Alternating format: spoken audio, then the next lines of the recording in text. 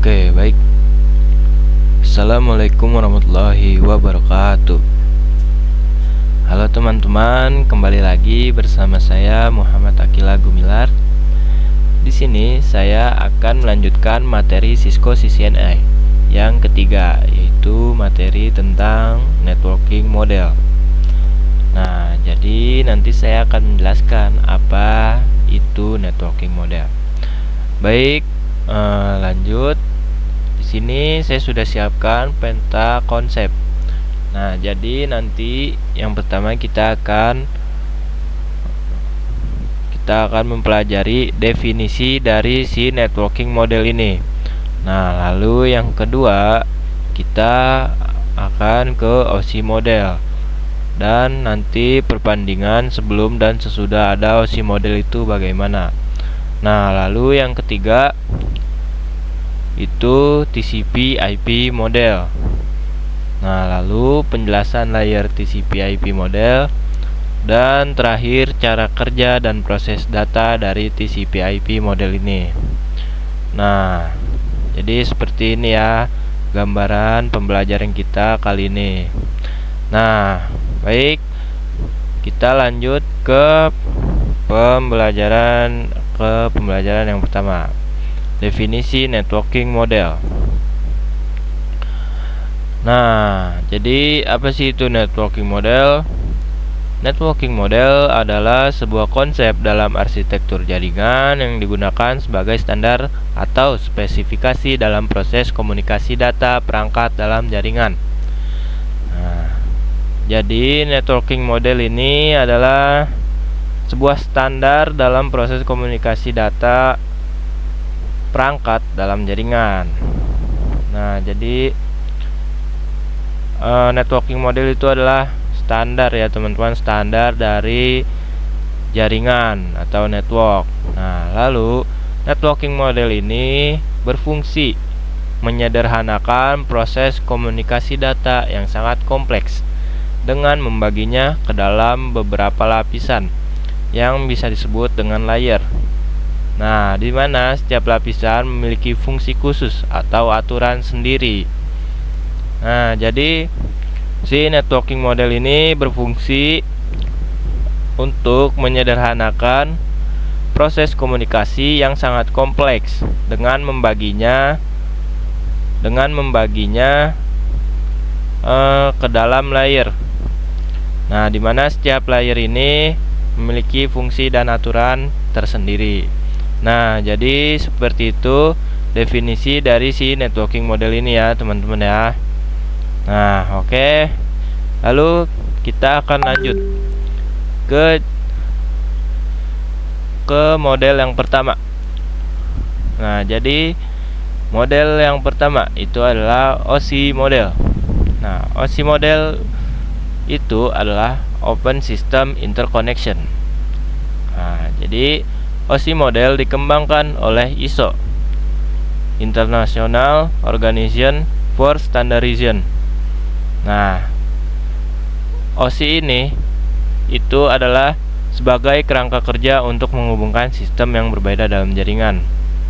OSI model memecah proses komunikasi menjadi 7 lapisan untuk memberikan standar komunikasi yang konsisten. Model ini memungkinkan berbagai perangkat dari vendor berbeda untuk saling berkomunikasi. Nah, jadi sesuai ya dengan tujuan dari si networking model tadi. Nih,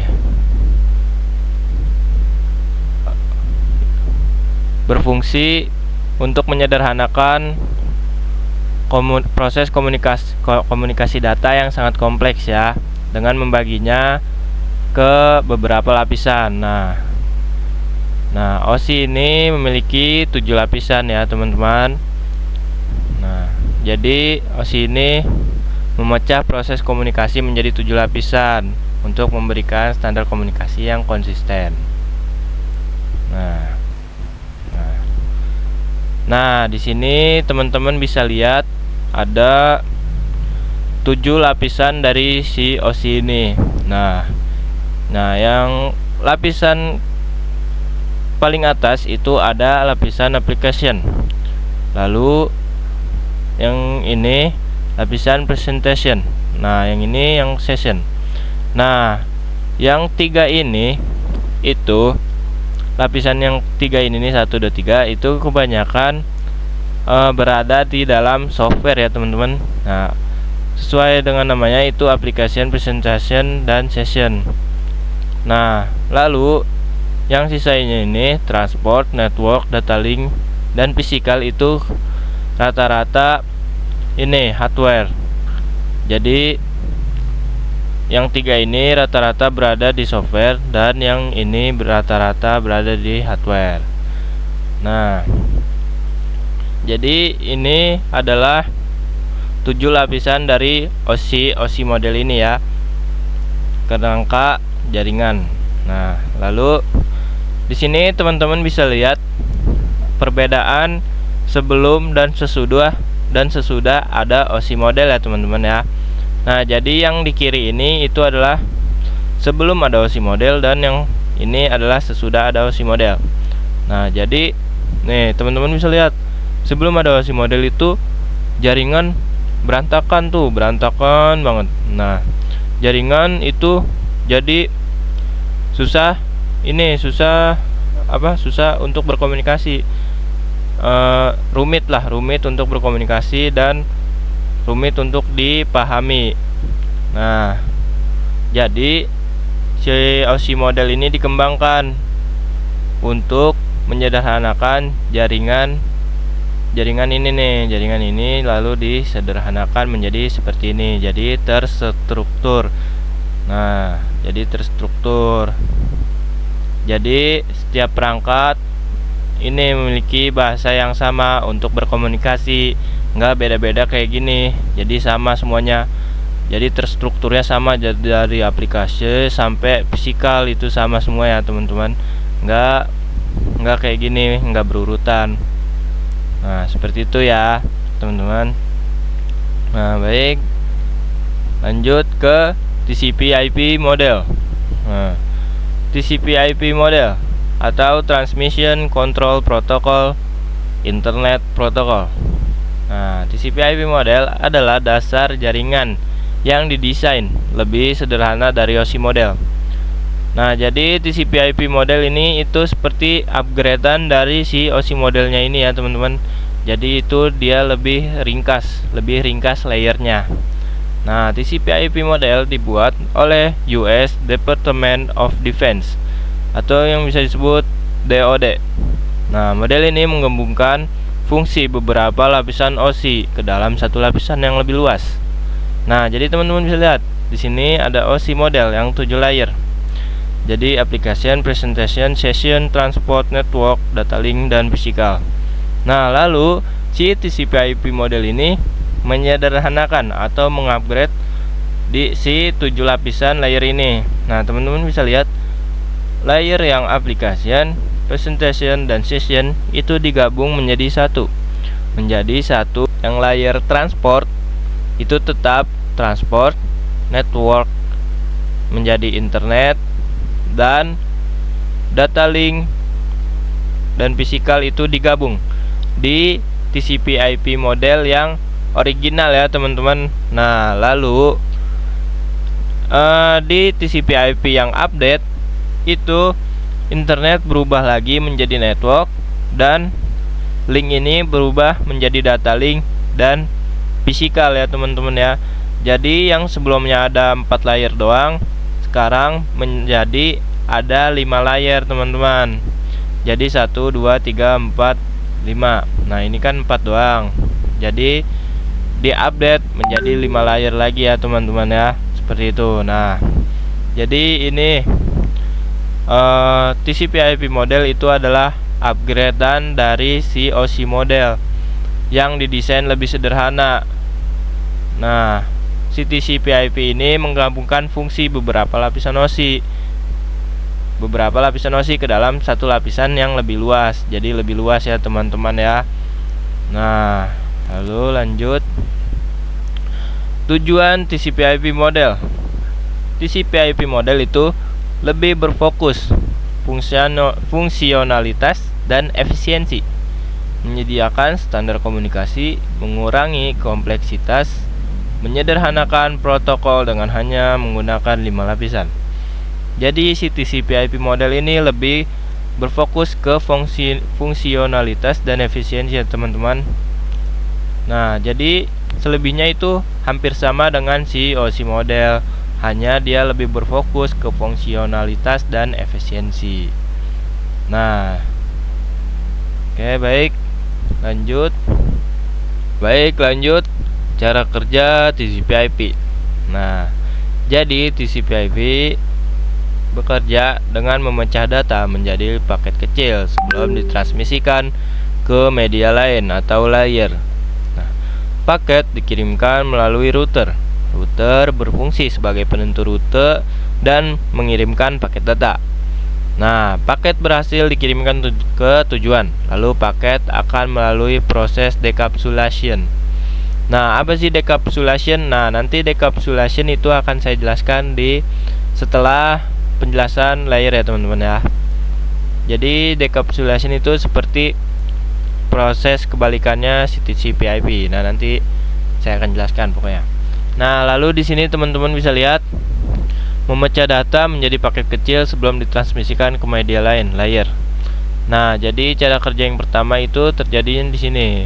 Jadi kita mengirim paket data menjadi paket dipecah menjadi paket kecil sebelum ditransmisikan ke media lain. Lalu setelah diubah menjadi paket yang lebih kecil dan melalui layer-layer TCP/IP, paket dikirimkan melalui router. Nah, jadi ke router. Nah, lalu router berfungsi mengirimkan paket data dan sebagai penentu rute.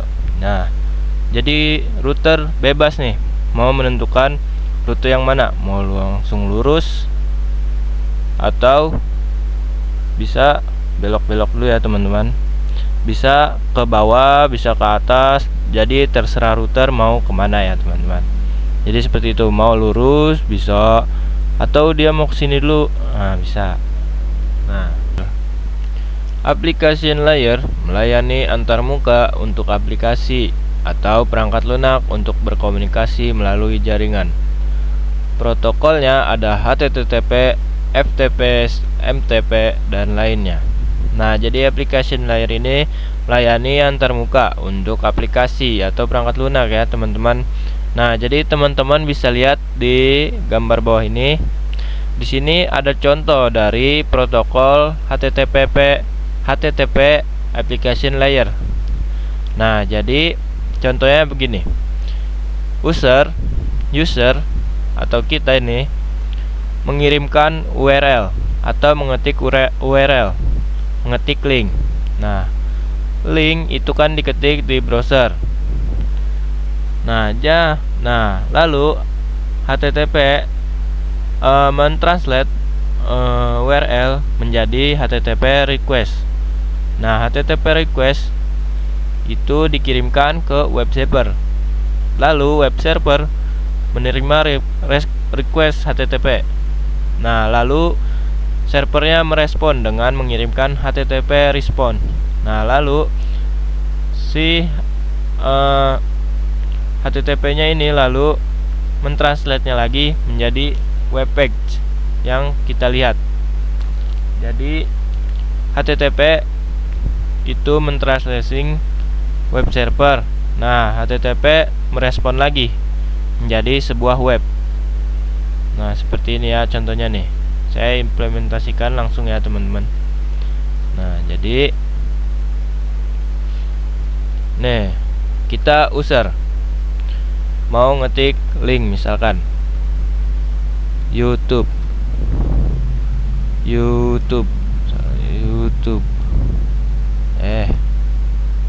Susah nih nulis pakai satu tangan, maaf. YouTube. Nah, kita mengetik URL atau mengklik URL nih ya teman-teman. Kita klik. Nah, si HTTP-nya ini mengirimkan request ke si server. Nah, lalu si server mengirimkan respon menjadi seperti ini, seperti web page ya teman-teman. Jadi web page server mengirimkan respon. Jadi itulah si HTTP ya teman-teman. Nah, jadi itu adalah application layer protokol HTTP. Jadi dia itu adalah antarmuka aplikasi atau perangkat lunak. Jadi itu seperti web browser atau aplikasi seperti Gmail atau Outlook. Jadi seperti itu ya teman-teman.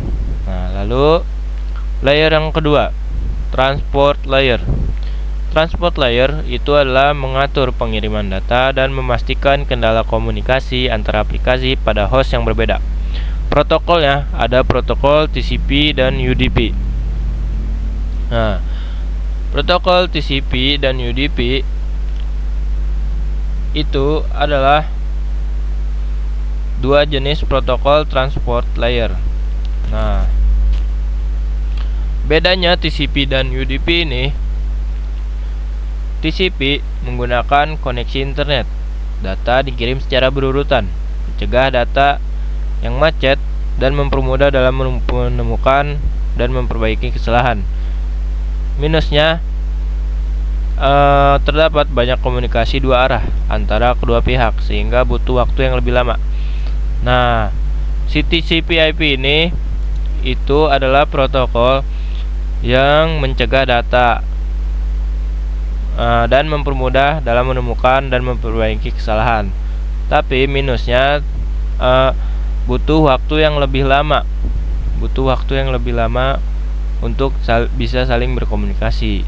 Nah, lalu yang UDP, User Datagram Protocol, tidak berbasis koneksi, tanda pengenal atau nomor urut, tidak mengoreksi kesalahan pengiriman, dan tidak peduli apabila paket hilang. Jadi dia nggak mengoreksi kesalahan ya teman-teman. Jadi ya mau ada apapun itu datanya tetap dikirim ya, mau sampai segimanapun berarti kalau sudah terkirim berarti sudah.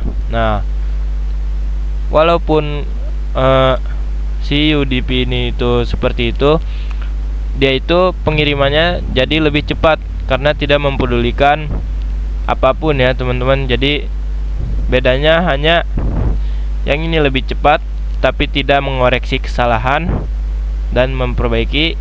Nah, yang TCP/IP itu lebih terstruktur, lebih aman, tapi minusnya itu butuh waktu yang lebih lama. Begitu ya teman-teman. Jadi transport layer itu menggunakan protokol TCP dan UDP. Dan yang sering dipakai protokolnya itu adalah protokol TCP, teman-teman. Nah, baik. Lanjut, network layer atau lapisan jaringan. Network layer adalah proses di mana tiap data diberikan alamat tujuannya, IP penerima. Selain itu, IP address juga dapat mencegah terjadinya kesalahan alamat ketika dilakukan pengiriman paket. Protokol dari network layer itu cuman IP address ya teman-teman. Nah, IP address ini menyediakan dua fitur yang sangat penting, yaitu addressing dan routing, yang dimana berfungsi untuk menangani konektivitas dan pemilihan jalur tercepat. Nah, jadi network layer ini adalah layer yang dimana berfungsi untuk ngasih data kita itu IP si penerima ya teman-teman, untuk dikirim ke si IP penerimanya. Nah, jadi itu kayak ada sebuah paket nih. Nah, si network layer inilah yang ngasih alamat dari si paket tersebut teman-teman. Jadi seperti itu. Nah, protokolnya itu hanya IP address. Nah, IP address menyediakan dua fitur yang sangat penting, yaitu addressing dan routing, yang dimana berfungsi untuk menangani konektivitas dan pemilihan jalur tercepat. Nah, jadi IP address seperti itu ya teman-teman, dan network layer seperti ini.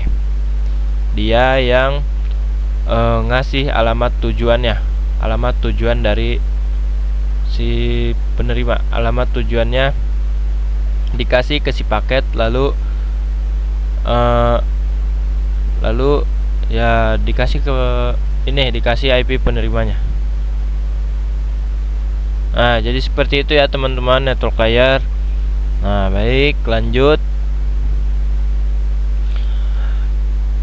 Layer terakhir, data link dan physical layer. Nah, kenapa digabung? Karena data link dan physical layer ini itu saling berhubungan ya teman-teman.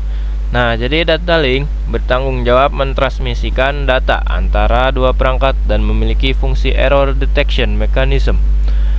Hanya dapat mendeteksi tanpa recovery dengan fitur FCS, Frame Check Sequence. Addressing yang digunakan adalah MAC address. Lalu physical layer mendefinisikan media transmisi yang digunakan suatu jaringan komputer secara fisik. Contohnya itu WiFi dan kabel.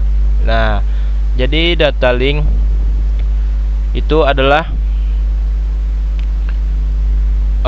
layer yang mentransmisikan data antara dua perangkat dan dia memiliki fungsi error detection mechanism. Nah, dengan fitur FCS. Nah, lalu si data link ini menambahkan atau membungkus paket data dengan addressing. Nah, addressing yang digunakan adalah MAC address. Nah, lalu setelah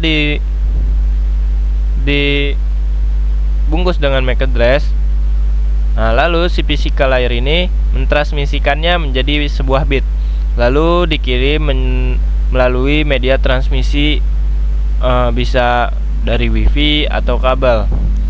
Jadi seperti itu ya.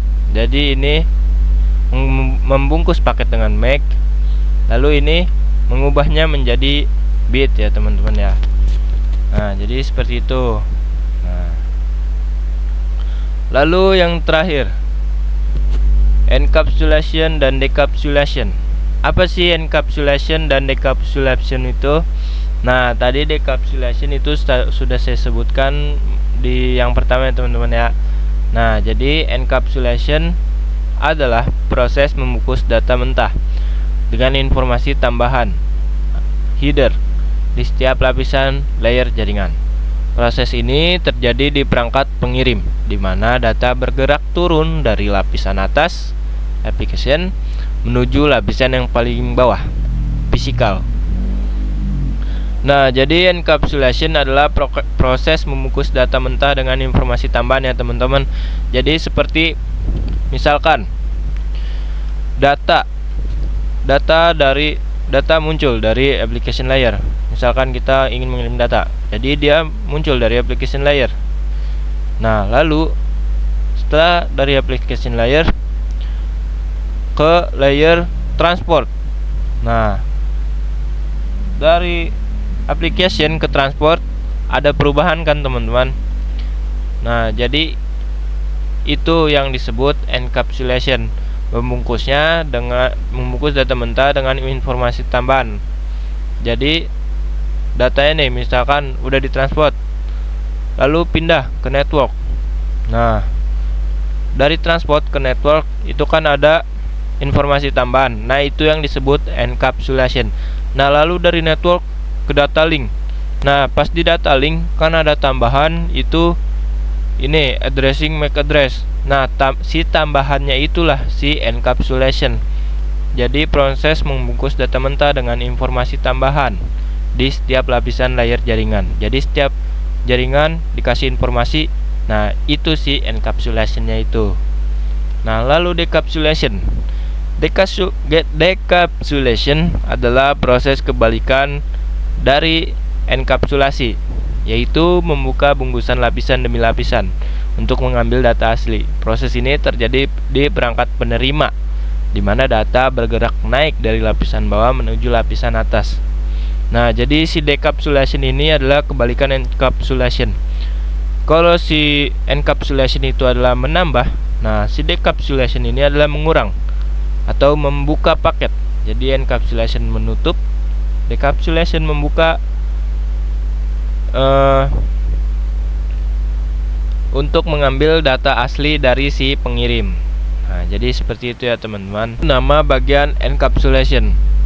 Nah, jadi di encapsulation itu setiap unitnya itu memiliki nama. Nah, jadi setiap unit yang application namanya ini. Unit transport namanya ini, unit internet namanya ini, unit network namanya ini.